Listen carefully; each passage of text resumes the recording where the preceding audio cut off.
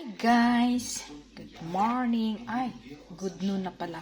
It's 12 a.m. here or p.m. here in Vienna, Austria.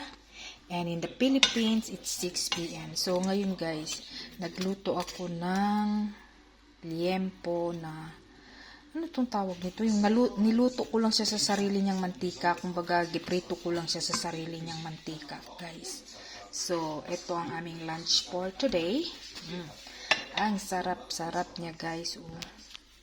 Masarap siya. Yung niluto ko sa sarili niyang mantika. Ayan, dami niyang mantika, guys. Ayan. So, ito ang aming lunch for today. And of course, guys, kapag ganito yung ulam natin, guys, edi, ano pa ba? Edi, rice is life. And gumawa rin ako, guys, na pipino and apple salad. So, kain tayo, guys. Bye-bye!